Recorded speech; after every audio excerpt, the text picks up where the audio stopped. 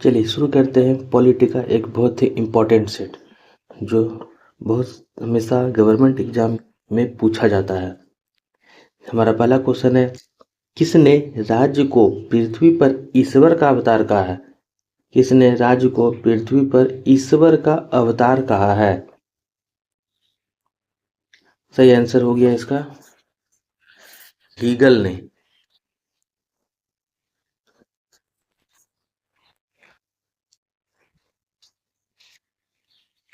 Hegel ने पृथ्वी पर इस राज्य को हीगल ने राज्य को पृथ्वी पर ईश्वर का अवतार कहा है। हीगल ने पृथ्वी पर राज्य को ईश्वर का अवतार कहा है। इसके साथ एन ऑप्शन को भी एक बार देख लेते हैं। एन ऑप्शन में कुछ अन्य लोग जिन्होंने राज्य पे संबंधित कुछ बातें कही है। जैसे पहले नाम आता है अरस्तु का। अरस्तु ने कहा कि राज्य व्यक्ति से पहले है। अरस्तु ने कहा था राज्य व्यक्ति से पहले है। ऑस्टिन की अगर बात करते हैं तो ऑस्टिन ने कहा था कानून सार्वभौमता सत्ता का आदेश है। कानून सार्वभौम सत्ता का आदेश है, यानी कि अगर कानून का पालन करना ही सत्ता में जरूरी है। सत्ता अगर रहती है, राजशाही तंत्र रहता है तो उसमें कानून उनके द्वारा बनाए गए कानून का पालन करना जरूरी है। पोलार्ड ने कहा था स्वतंत्रता के बिना समानता कुछ लोगों को उच्च श्रृंखला में बदल सकती है। स्वतंत्रता के बिना समानता कुछ लोगों को उच्च श्रृंखला में बदल सकती है। लेनिन काफी इंपॉर्टेंट है और इसको याद रखना काफी जरूरी है। लेनिन ने कहा था कि सर्वहारा वर्ग का अधिनायकतावाद मार्क्स के सिद्धांत के अनुकरण करता है, यानी कि एक समय ऐसा आएगा कि सभी सर्वहारा जो वर्ग है वो मार्क्सवादी सिद्धांत के अनुसार राजा बनेंगे और सभी राजा रंक बन जाएंगे। चलिए देखते हैं हमारा अगला क्वेश्चन। भारतीय संविधान के निम्नलिखित अनुच्छेदों में से कौन सा अनुच्छेद संसद को जनहित में आवश्यकता अनुसार दो राज्यों या भारतीय क्षेत्रों के किन्हीं भी भागों के बीच व्यापार, वाणिज्य और पारस्परिक व्यवहार पर प्रतिबंध आरोपित करने का अधिकार देता है? सही आंसर हो गया इसका आर्टिकल 302। आर्टिकल 302 में दो राज्यों के बीच पारस्परिक व्यापार, वाणिज्य और व्यवहार रखने के लिए प्रतिबंध आरोपित करने का अधिकार देता है। आर्टिकल 34 की बात करते हैं तो यह भारत में जब कभी मार्शल लॉ लागू होगा उस समय मौलिक अधिकार पर प्रतिबंध से संबंधित है। आर्टिकल 34 मार्शल लॉ लागू होने पर मौलिक अधिकार के प्रतिबंध से संबंधित है और यह मुख्य रूप से गवर्नमेंट एम्प्लॉयड के साथ होता है। गवर्नमेंट एम्प्लॉयड के मौलिक अधिकार को हनन करके उससे उचित समय पर काम करवाए जाते हैं। आर्टिकल 100 की बात करते हैं तो आर्टिकल 100 में के तहत सदनों में मतदान, रिक्तियों के होते हुए भी सदन के कार्य करने की शक्ति और गणपूर्ति का वर्णन है, यानी कि सदन में मतदान हो रहा है और रिक्तियों भी बाकी हैं, रिक्तियां के होते हुए भी सदनों के कार्य करने की शक्ति और गणपूर्ति का वर्णन है। चलिए देखते हैं अगला क्वेश्चन। राज्यसभा के कितने सदस्य हर दूसरे साल सेवानिवृत्त हो जाते हैं और नए चुने गए सदस्य उनका स्थान लेते हैं? राज्यसभा के कितने सदस्य हर दूसरे साल सेवानिवृत्त हो जाते हैं और नए चुने गए सदस्य उनका स्थान लेते हैं? सही आंसर इसका हो जाएगा 1/3 सदस्य। राज्यसभा में 1/3 सदस्य हर दूसरे साल सेवानिवृत्त हो जाते हैं और इसके जगह पर नए सदस्य उसमें भाग लेते हैं। राज्यसभा की अगर बात करते हैं तो इसके बारे में इसका वर्णन लिखा हमारे पास आर्टिकल 83 के सब क्लॉज 1 में दिया गया है। राज्यसभा के सदस्यों का सेवानिवृत्ति का प्रावधान आर्टिकल 83 के सब क्लॉज 1 में दिया गया है। राज्यसभा के गठन की बात करते हैं तो राज्यसभा का गठन 3 अप्रैल 1952 को हुआ था। राज्यसभा का गठन 3 अप्रैल 1952 को हुआ था और इसकी पहली बैठक 13 मई 1952 को हुई थी। राज्यसभा का गठन 3 अप्रैल 1952 को तथा राज्यसभा की पहली बैठक 13 मई 1952 को हुई थी। अगर ये तो राज्यसभा की बात हुई। अब बात करते हैं राज्य विधान परिषद की। तो राज्य विधान परिषद में आर्टिकल 172 सब क्लॉज 2 के अंतर्गत राज्य विधान परिषद में आर्टिकल 172 के 2 के तहत राज्य विधानसभा से 1/3 सदस्य सेवानिवृत्त होते हैं। राज्य विधानसभा से 1/3 सदस्यों की सेवानिवृत्ति का प्रावधान आर्टिकल 172 के सब क्लॉज 2 में दिया गया है। राज्यसभा की गठन की बात करते हैं तो आर्टिकल 80 में राज्यसभा के गठन की बात की गई है। आर्टिकल 80 में राज्यसभा के गठन की बात कही गई है और उसमें अधिकतम सीटों की संख्या, राज्यसभा में अधिकतम सीटों की संख्या 250 है। अधिकतम सीटों की संख्या 250 है, निर्धारित की गई है। चलिए देखते हैं हमारा अगला क्वेश्चन। निम्नलिखित में से कौन सा अनुच्छेद संपत्ति के अधिकार से संबंधित है? सही आंसर हो गया हमारा आर्टिकल 300A। आर्टिकल 300A संपत्ति के अधिकार से संबंधित है। यह पहले मौलिक अधिकार था जिसे बदल करके संपत्ति के अधिकार में कर दिया गया है। आर्टिकल 258 की बात करते हैं तो आर्टिकल 258 में संविधान, आर्टिकल 258 के ए में, आर्टिकल 258 के ए में राज्यों को केंद्र या संघ, जो जिन्हें हम संघ बोलते हैं, राज्यों के केंद्र को कार्य सौंपने की शक्ति प्रदान कराता है। राज्यों को केंद्र को कार्य सौंपने की शक्ति प्रदान कराता है। वहीं आर्टिकल 292 में 292 में केंद्र सरकार द्वारा ऋण लेने से संबंधित है। केंद्र सरकार द्वारा ऋण लेने से संबंधित है। और इसी तरह से आर्टिकल 293 में, आर्टिकल 292 में केंद्र सरकार द्वारा ऋण लेने से संबंधित है और आर्टिकल 293 में राज्यों द्वारा ऋण लिए जाने से संबंधित है। राज्यों द्वारा ऋण लिए जाने से संबंधित है। अब आर्टिकल 300 को देखते हैं। आर्टिकल 300A में संपत्ति का अधिकार है, जो पहले एक मौलिक अधिकार, 7वां मौलिक अधिकार हुआ करता था, संपत्ति का अधिकार, जिसे 44वें संविधान संशोधन 1978 के तहत मौलिक अधिकार से हटा करके इसे संपत्ति का अधिकार एक संवैधानिक अधिकार बना दिया गया। संपत्ति के अधिकार को एक संवैधानिक अधिकार बना दिया गया और मौलिक अधिकार से इसे हटा करके आर्टिकल 300A में जोड़ दिया गया। चलिए देखते हैं हम लोग अपना अगला क्वेश्चन।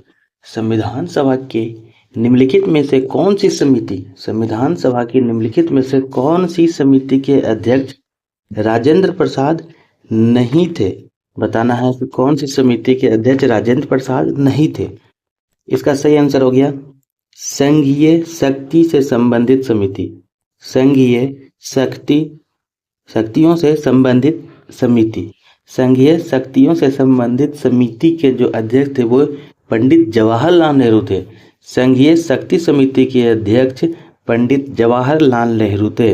इसके साथ जो इम्पोर्टेंट हो जाता है कि राजेंद्र प्रसाद कौन कौन सी समिति के अध्यक्ष थे, उन्हें याद करना। तो चलिए उसको देख लेते हैं। वित्त और कर्मचारी संबंधित समिति के अध्यक्ष राजेंद्र प्रसाद। वित्त और कर्मचारी संबंधित समिति के अध्यक्ष राजेंद्र प्रसाद। प्रक्रिया के नियमों पर समिति, इसके भी अध्यक्ष राजेंद्र प्रसाद। संचालन समिति, उसके बाद संचालन समिति के अध्यक्ष राजेंद्र प्रसाद। राष्ट्रीय ध्वज शॉर्ट में लिखेंगे इसे ताकि ध्यान में रहे, ज़्यादा जगह नहीं है। राष्ट्रीय ध्वज समिति, राष्ट्रीय ध्वज समिति, और उसके बाद एक और केंड्रेशियल,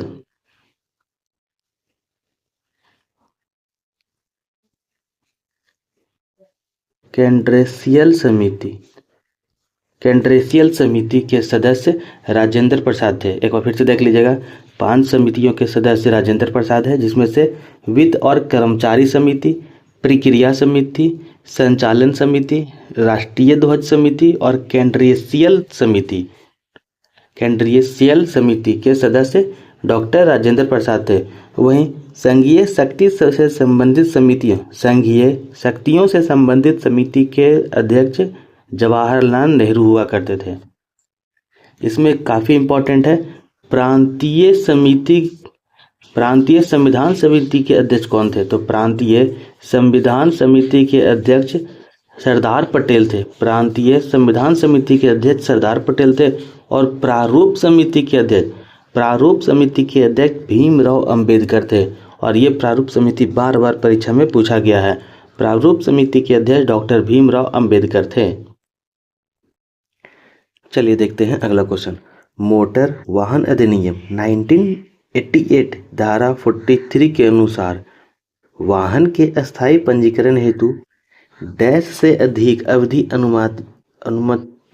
अनुमति होना चाहिए, अवधि अनुमति नहीं है। सही आंसर इसका हो गया 1 माह, 1 महीने के लिए। मोटर वाहन अधिनियम 1988 की धारा 43 के अनुसार वाहन के अस्थायी पंजीकरण हेतु 1 माह से अधिक अवधि अनुमति नहीं होती है, यानी कि 1 माह की अनुमति दी जाती है उन्हें अस्थायी पंजीकरण के लिए। चलिए देखते हैं अगला प्रश्न। देश के सर्वोच्च नागरिक पुरस्कार पद्म पुरस्कार की शुरुआत निम्न में से किस वर्ष की गई थी? बताना है कि पद्म पुरस्कार की शुरुआत किस वर्ष की गई थी। सही आंसर इसका हो गया 1954। 1954 देश के सर्वोच्च नागरिक पुरस्कार पद्म पुरस्कार की शुरुआत 1954 में की गई थी। इस पुरस्कार को कह सकते हैं, या पद्म पुरस्कार को हर साल गणतंत्र दिवस के दिन दिया जाता है। हर साल गणतंत्र दिवस के दिन दिया जाता है। इसमें कुछ चेंजिंग हुए हैं, जैसे 1955 में पद्म पुरस्कार को पद्म विभूषण, पद्म भूषण और पद्म श्री तीन पार्ट में बदल दिया गया। पद्म पुरस्कार 1955 को पद्म पुरस्कार को पद्म विभूषण, पद्म भूषण और पद्म श्री में बदल दिया गया था 1955 में, यानी कि पद्म पुरस्कार को 3 भाग में 1 साल के यानी कि अगले साल में ही बदल दिया गया। 1954 में पद्म पुरस्कार की शुरुआत की गई थी। इसी के साथ एक और इम्पोर्टेंट पॉइंट होता है भारत रत्न की। अगर बात करते हैं तो भारत रत्न की शुरुआत भी 2 जनवरी 1954 में ही हुई है। भारत रत्न की शुरुआत हुई 2 जनवरी 1954 में ही शुरू की गई थी।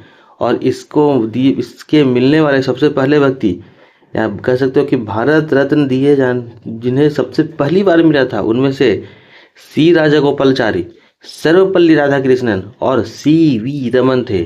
सी राजागोपालाचारी, सर्वपल्ली राधाकृष्णन और डॉक्टर सी.वी. रमन, जिन्हें सबसे पहले भारत रत्न पुरस्कार मिला था। चलिए देखते हैं अगला क्वेश्चन। निम्नलिखित में से किस संविधान संशोधन के साथ राष्ट्रीय राजधानी क्षेत्र अधिनियम 1991 के अधिनियम को लागू करने के बाद राजधानी दिल्ली में एक विधानसभा का गठन किया गया? इन शॉर्ट में कह सकते हो कि कौन से संविधान संशोधन के बाद 1991 अधिनियम को लागू किया गया और राजधानी दिल्ली में एक विधानसभा का गठन किया गया है? या कह सकते हैं कि कौन से संविधान संशोधन के बाद एक विधानसभा का गठन किया गया था, और वह संशोधन अधिनियम 1991 में हुआ। सही आंसर इसका हो जाएगा 69वां संविधान संशोधन, ए नंबर 69वां संविधान संशोधन। 69वां संविधान संशोधन 1991। 69वें संविधान संशोधन 1991 के संशोधन के बाद दिल्ली में 70 सदस्यीय विधानसभा एवं 7 सदस्यीय मंत्रिपरिषद की व्यवस्था की गई थी। 70 सदस्यीय विधानसभा एवं 7 सदस्यीय मंत्रिपरिषद की व्यवस्था की गई थी। चलिए अन्य ऑप्शन को भी एक बार देख लेते हैं। 67 की बात करते हैं तो 67वें संविधान संशोधन के अनुसार जो 1990 में हुआ था, 67वां संविधान संशोधन जो 1990 में हुआ था, इसमें पंजाब में राष्ट्रपति शासन को 4 वर्षों के लिए विस्तार किया गया था। 1990 में पंजाब में राष्ट्रपति शासन को 4 वर्षों के लिए विस्तार कर दिया गया था। 56वें संविधान संशोधन में 56वां संविधान संशोधन जो 1987 को हुआ था। 56वां संविधान संशोधन 1987 को हुआ, जिसके तहत गोवा विधानसभा के सदस्यों की संख्या 30 निश्चित की गई थी। गोवा विधानसभा सदस्यों की संख्या 30 निश्चित की दी गई थी। 30 यानी कि 30 सदस्यों की संख्या निश्चित कर दी गई थी। अगला क्वेश्चन है, संविधान सभा के सचिव निम्नलिखित में से कौन थे? इसका सही आंसर हो जाएगा संविधान सभा के सचिव एच.वी. अयंगर को बनाया गया था। संविधान सभा के सचिव एच.वी. अयंगर को बनाया गया था। संविधान सभा के सचिव एच.वी. अयंगर को बनाया गया था। संविधान सभा की स्थापना कैबिनेट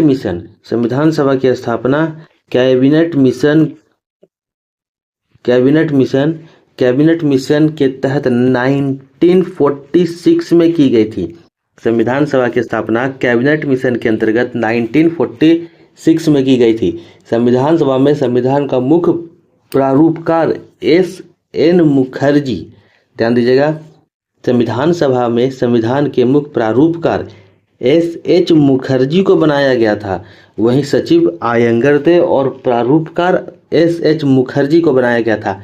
राजेंद्र प्रसाद संविधान सभा के पहले निर्वाचित अध्यक्ष थे। राजेंद्र प्रसाद संविधान सभा के पहले निर्वाचित अध्यक्ष भी हुआ करते थे। इसके साथ साथ संविधान सभा के प्रथम अस्थायी सदस्य भी राजेंद्र प्रसाद थे। अब कुछ अन्य बातों पर भी देख लेते हैं क्या क्या इंपॉर्टेंट है संविधान सभा में। संविधान सभा के अगर गठन की बात करते हैं तो कैबिनेट मिशन 1946 के तहत संविधान सभा की गठन की गई थी और संविधान बनने में 2 वर्ष 11 महीने और 18 दिन का समय लगा था। 2 वर्ष 11 महीने और 18 दिन का समय लगा था। गठन की अगर बात करते हैं तो शुरुआत में इसमें 389 सदस्य थे, लेकिन 1947 की आज़ादी के बाद इसमें मात्र 299 सदस्यों ही बचे। 389 में से 299 सदस्य ही बचे थे। अध्यक्षता की अगर बात करते हैं तो संविधान सभा की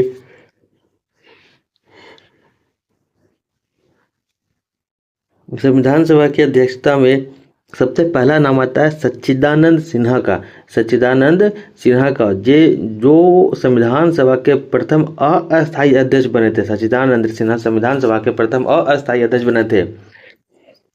उनकी बैठक 9 दिसंबर 1946 को की गई थी। 9 दिसंबर 1946 को संविधान सभा की प्रथम अस्थायी अध्यक्ष सच्चिदानंद सिन्हा को चुना गया था।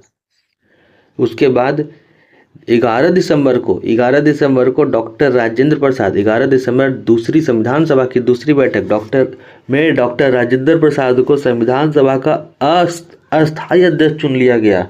डॉक्टर राजेंद्र प्रसाद को 11 दिसंबर यानी कि दूसरी बैठक में राजेंद्र प्रसाद को अस्थायी अध्यक्ष चुन लिया गया था और सच्चिदानंद सिन्हा को पहली बैठक में अस्थायी अध्यक्ष के रूप में चुना गया था।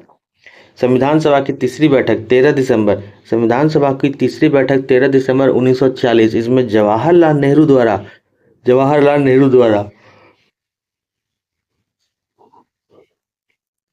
संविधान की प्रस्तावना का आधार बनाया। संविधान में जवाहरलाल नेहरू द्वारा पेश किया गया था, जिसमें संविधान की प्रस्तावना को आधार बनाया था।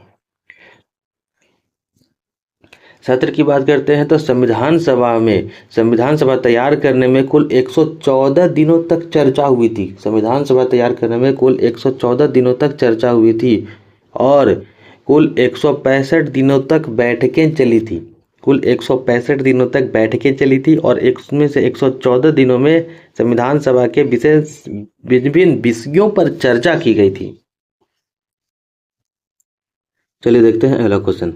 भारत में अटॉर्नी जनरल की नियुक्ति डैश द्वारा की जाती है। भारत में अटॉर्नी जनरल की नियुक्ति डैश द्वारा की जाती है। बताना है कि अटॉर्नी जनरल की नियुक्ति कौन कराते हैं। सही ऑप्शन हो गया राष्ट्रपति के द्वारा। भारत में अटॉर्नी जनरल की नियुक्ति राष्ट्रपति के द्वारा कराई जाती है। भारत में अटॉर्नी जनरल की नियुक्ति राष्ट्रपति के द्वारा की जाती है। इसका प्रावधान आर्टिकल 76 में किया गया है। इसका प्रावधान भारत में अटॉर्नी जनरल की नियुक्ति राष्ट्रपति के द्वारा कराई जाती है, जिसका प्रावधान आर्टिकल 76 में किया गया है। अटॉर्नी जनरल या महान्यायवादी को कार्यकाल की अगर बात करते हैं तो इसका कार्यकाल कोई निश्चित नहीं है या संविधान में निश्चित नहीं किया गया है। भारत के महान्यायवादी या अटॉर्नी जनरल का कार्यकाल संविधान में निश्चित नहीं किया गया है। ये राष्ट्रपति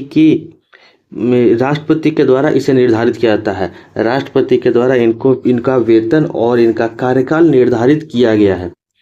एक स्पेशल बात इसमें यह है कि महान्यायवादी संसद के दोनों सदनों में बोल सकता है। महान्यायवादी संसद के दोनों सदनों में बोल सकता है, कार्रवाई में भाग ले सकता है, लेकिन मतदान नहीं कर सकता है। और इस महान्यायवादी को भारत सरकार का विधि अधिकारी कहा गया है। भारत सरकार का विधि अधिकारी महान्यायवादी को कहा गया है। इसी तरह एक वर्ड होता है महाधिवक्ता।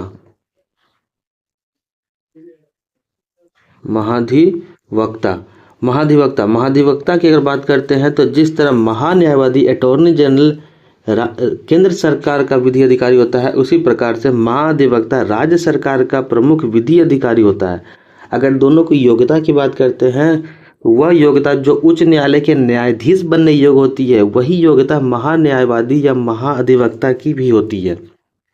उच्च न्यायालय के न्यायाधीश बनने के लिए जो योग्यताएं चाहिए, वही योग्यताएं महान्यायवादी अटॉर्नी जनरल या महाधिवक्ता एडवोकेट जनरल की भी होती है, दोनों की होती है। अगर महाधिवक्ता की नियुक्ति राज्यपाल के द्वारा और अटॉर्नी जनरल महान्यायवादी की नियुक्ति अटॉर्नी जनरल की नियुक्ति राष्ट्रपति के द्वारा कराई जाती है और महाधिवक्ता एडवोकेट जनरल की नियुक्ति राज्यपाल के द्वारा कराई जाती है। अटॉर्नी जनरल केंद्र में प्रमुख होता है और एडवोकेट जनरल राज्य में प्रमुख होता है। चलिए देखते हैं अगला क्वेश्चन। संयुक्त राष्ट्र अस्थायी लक्ष्यों के संदर्भ में निम्नलिखित में से कौन सा युग्म सही है।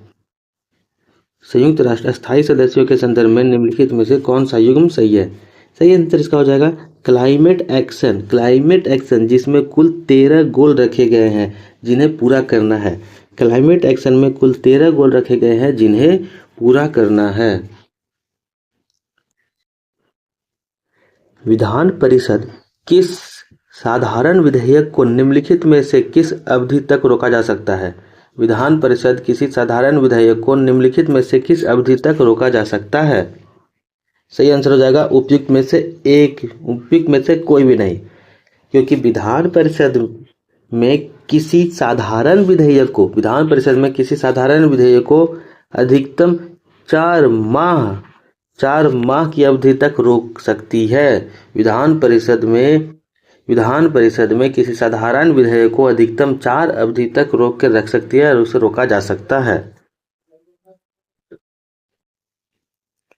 निम्नलिखित में से किसके अंतर्गत भारतीय प्रशासनिक सेवा और भारतीय पुलिस सेवा को संसद द्वारा सृजित सेवाएं मानी जाती हैं। निम्नलिखित में से किसके अंतर्गत, कौन से अनुच्छेद के अंतर्गत भारतीय प्रशासनिक सेवा और भारतीय पुलिस सेवा को संसद द्वारा सृजित सेवाएं मानी जाती हैं। सही आंसर हो गया इसका आर्टिकल 12 आर्टिकल 312 के तहत, आर्टिकल 312 के तहत भारतीय प्रशासनिक सेवा और भारतीय पुलिस सेवा को संसद द्वारा सृजित सेवाएं मानी जाती है। इसी आर्टिकल 312 के तहत राज्यसभा अखिल भारतीय सेवाओं का सृजन करती है। आर्टिकल 312 में लिखा गया है कि राज्यसभा अखिल भारतीय सेवाओं का सृजन करती है। अन ऑप्शन में देख लेते हैं, अन ऑप्शन में हो गया आर्टिकल 301 को देख लेते हैं। आर्टिकल 301 के तहत भारत के राज्य क्षेत्र के भीतर व्यापार, वाणिज्य और समागम की स्वतंत्रता दी गई है। आर्टिकल 301 के तहत भारत में किसी भी राज्य में, आप किसी भी राज्य के निवासी क्यों न हो, आप किसी भी दूसरे राज्य में जाकर के व्यापार, वाणिज्य और समागम यानी कि मीटिंग करने की स्वतंत्रता प्रदान कराई गई है आर्टिकल 301 के तहत। आर्टिकल 307 में, आर्टिकल 307 के अनुसार अनुच्छेद 301 और 304 के प्रयोजन को क्रियान्वित करने के लिए प्राधिकारी की नियुक्ति की जाती है। आर्टिकल 307 के तहत आर्टिकल 301 और 304 के कार्य को पूरा करने के लिए, क्रियान्वित करने के लिए प्राधिकारी की नियुक्ति की जाती है। चलिए देखते हैं अगला क्वेश्चन। उन मौलिक अधिकारों का चयन करें जो भारतीय नागरिकों को प्राप्त है परंतु गैर नागरिकों को नहीं। उन मौलिक अधिकारों का चयन करें जो भारतीय नागरिकों को प्राप्त है परंतु गैर नागरिकों को नहीं प्राप्त है। सही ऑप्शन को पहले एक बार देख लेते हैं। भारत एवं भाषण एवं अभिव्यक्ति की स्वतंत्रता, सही बात है, ये बिल्कुल सही है, ये भारतीय नागरिकों को प्राप्त है, भाषण एवं अभिव्यक्ति की स्वतंत्रता। दूसरा, कानून के समक्ष समानता, ये विदेशियों को प्राप्त नहीं है। अल्पसंख्यकों का अधिकार, ये भी केवल भारतीयों को प्राप्त है, अल्पसंख्यकों का अधिकार। उसके बाद हो गया जीवन एवं स्वतंत्रता की संरक्षण, इसमें विदेशियों के लिए कुछ कठोर कानून बनाए गए हैं। जीवन और स्वतंत्रता का संरक्षण, ये विदेशियों को प्राप्त नहीं है। तो ऑप्शन की बात करते हैं तो सही ऑप्शन इसका हो गया 1 और 3 नंबर, भाषण एवं अभिव्यक्ति की स्वतंत्रता, भाषण एवं अभिव्यक्ति की स्वतंत्रता और अल्पसंख्यकों का अधिकार, अल्पसंख्यकों का अधिकार। अब अन ऑप्शन को भी एक बार देख लेते हैं अच्छी तरह से, जो इस क्वेश्चन में मेंशन नहीं है। जैसे सबसे पहले आर्टिकल नंबर 15, आर्टिकल नंबर 15 में कहा गया है कि धर्म, मूल वंश, जाति, लिंग या जन्म स्थान पर भेदभाव निषेध होगा। धर्म, मूल वंश, जाति, लिंग, जन्म स्थान के आधार पर भेदभाव निषेध होगा, ये भारतीयों को प्राप्त है। आर्टिकल 16 में सार्वजनिक रोजगार के मामले में अवसर की समानता, यानी कि किसी प्रकार के जॉब में अवसर की समानता जो केवल भारतीयों को प्राप्त है। 19 की बात करते हैं तो 6 स्वतंत्रताएं, 19 में 6 स्वतंत्रताएं हैं, जैसे भाषण एवं अभिव्यक्ति, 6 स्वतंत्रताएं हैं जिसमें भाषण एवं अभिव्यक्ति, शांतिपूर्ण सम्मेलन, संघ बनाने, निर्बाध विचरण, निवास और पेशे की स्वतंत्रता। आर्टिकल 19 की पूरी सब क्लॉज सारा। उसके बाद हो गया आर्टिकल 29 में अल्पसंख्यकों की भाषा, लिपि और संस्कृति का संरक्षण, और आर्टिकल 13 में अल्पसंख्यकों के शैक्षणिक संस्था स्थापित करने और प्रशासन करने का अधिकार। चलिए अगला क्वेश्चन देखते हैं। उच्चतम न्यायालय की व्यवस्था के अनुसार निजी भवनों के ऊपर राष्ट्रीय झंडे को फहराना, निजी भवनों के ऊपर राष्ट्रीय झंडे को फहराना किस मौलिक अधिकार के अंतर्गत आता है? हर नागरिकों के मौलिक अधिकार, ये बताना है किसके अंतर्गत आता है। सही ऑप्शन हो जाएगा इसका संविधान के अनुच्छेद 19(1) के ए के अंतर्गत, 19(1) के ए के अंतर्गत कहा गया है कि उच्चतम न्यायालय ने तिरंगा फहराने को भारतीय नागरिकों का मौलिक अधिकार बताया है। चलिए देखते हैं अगला क्वेश्चन। भारतीय संविधान की प्रकृति कैसी है? बताना है कि भारतीय संविधान की प्रकृति क्या है, किस प्रकार की भारतीय संविधान की प्रकृति है। सही ऑप्शन हो जाएगा बी नंबर, भारतीय संविधान की प्रकृति में संघीय है किंतु भावना में एकात्मकता है। प्रकृति में संघीय है किंतु भावना में एकात्मक है। प्रकृति में भारतीय संविधान की प्रकृति की अगर बात करते हैं तो इसकी प्रकृति संघीय है किंतु भावना में एकात्मक है। चलिए देखते हैं अगला क्वेश्चन। भारत के संविधान का कौन सा अनुच्छेद राज्यपाल को क्षमादान शक्ति से संबंधित है? भारत के संविधान का कौन सा अनुच्छेद राज्यपाल की क्षमादान शक्ति से संबंधित है? बताना है कि राज्यपाल की क्षमादान शक्ति से संबंधित है। सही आंसर इसका हो जाएगा आर्टिकल 161। आर्टिकल 161 भारत के संविधान का आर्टिकल 161 राज्यपाल के क्षमादान शक्ति से संबंधित है। इसके साथ अन्य आर्टिकल को देख लेते हैं। जैसे आर्टिकल 173 आर्टिकल 173 में राज्य विधानमंडल की सदस्यता के लिए आवश्यक योग्यता का निर्धारण है। ध्यान दीजिएगा, आर्टिकल 173 में राज्य विधानमंडल की जो सदस्य होते हैं उसकी आवश्यक योग्यता से संबंधित प्रावधान है। आर्टिकल 150 में भारतीय संविधान के आर्टिकल 150 में संघ और राज्यों के खातों के प्रारूप से संबंधित है, या कह सकते हो कि संघ और राज्य के खातों के प्रारूप से संबंधित प्रावधान आर्टिकल 150 में किया गया है। इस क्वेश्चन में राज्यपाल को क्षमादान की बात की गई है कि राज्यपाल को क्षमादान की शक्ति आर्टिकल 161 के तहत दी जाती है। राज्यपाल को क्षमादान की शक्ति आर्टिकल 161 के तहत दी जाती है। तो इसी तरह से आर्टिकल 72 के तहत भारत के राष्ट्रपति को क्षमादान की शक्ति दी गई है। आर्टिकल 161 में राज्यपाल को क्षमादान की शक्ति दी गई है और आर्टिकल 72 में राष्ट्रपति को क्षमादान की शक्ति प्रदान की गई है। चलिए देखते हैं हमारा अगला क्वेश्चन। 74वें संविधान संशोधन अधिनियम 1992 74वां संविधान संशोधन अधिनियम 1992 ने भारतीय संविधान में कौन सा भाग जोड़ा? बताना है कि भारतीय संविधान में कौन सा भाग जोड़ा गया है 74वें संविधान संशोधन अधिनियम 1992 को। सही आंसर इसका हो जाएगा 9 का ए। 74वें संविधान संशोधन अधिनियम 1992 को भाग 9A को जोड़ा गया था, जिसमें नगर पालिका से संबंधित प्रावधान है। 74वें संविधान संशोधन में नगर पालिका से संबंधित प्रावधान है। नगर पालिका से संबंधित प्रावधान। अगर बात करते हैं अनुसूची की, तो इससे 12वीं अनुसूची में जोड़ा गया था और 1 जून 1993 को इसे पूरी तरह से प्रभावी या लागू कर दिया गया था। चलिए देखते हैं हमारा अगला क्वेश्चन। भारतीय संविधान कौन सी अनुसूची नगर पालिका से संबंधित है? भारतीय संविधान में कौन सी अनुसूची नगर पालिका से संबंधित है? सही आंसर इसका हो जाएगा 12वीं अनुसूची।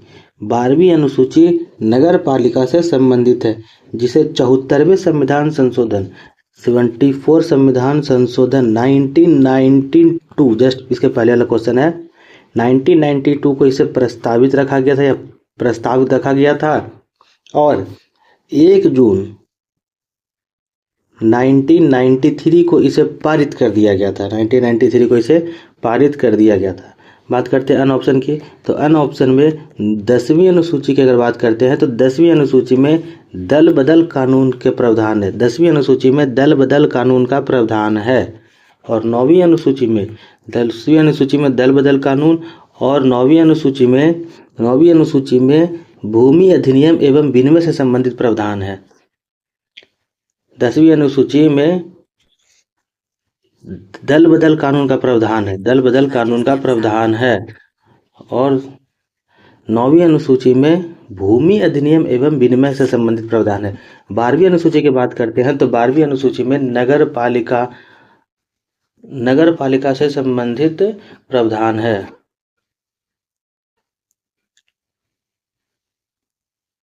बारहवीं अनुसूची में नगर पालिका से संबंधित प्रावधान है तथा इसमें कुल 18 विषय है। नगर पालिका से संबंधित प्रावधान है और इसमें कुल 18 विषय है। 10वीं अनुसूची में दल बदल कानून, जिसे 13वीं अनुसूची में दल बदल कानून, जिसे 52वें संविधान संशोधन 1985 में जोड़ा गया था। दसवीं अनुसूची को 52वें संविधान संशोधन 1985 में जोड़ा गया था, जिसमें दल बदल से संबंधित प्रावधान रखे गए थे। 9वीं अनुसूची में भूमि सुधार अधिनियम या भूमि अधिनियम विनिमय से संबंधित प्रावधान है, जिसे प्रथम संविधान संशोधन में जोड़ा गया था। 9वीं अनुसूची में भूमि संबंधी प्रावधान है, जिसे प्रथम संविधान संशोधन 1951 में जोड़ा गया था। चलिए देखते हैं अगला क्वेश्चन। सर्वोच्च न्यायालय के न्यायाधीश अपना त्याग पत्र किसको लिखकर दे सकते हैं? सर्वोच्च न्यायालय के न्यायाधीश अपना त्यागपत्र किसको लिखकर दे सकते हैं? सही आंसर हमारा हो गया ए नंबर, राष्ट्रपति को। यह प्रावधान आर्टिकल 224 के 2 में है। यह प्रावधान जो दिया गया है वो आर्टिकल 224 के 2 में है कि सर्वोच्च न्यायालय के न्यायाधीश अपना त्यागपत्र भारत के राष्ट्रपति को दे सकते हैं। अगर भारतीय संविधान में बात करते हैं उच्चतम न्यायालय की बात करते हैं तो यह प्रावधान आर्टिकल 124 से लेकर के आर्टिकल 147 तक है।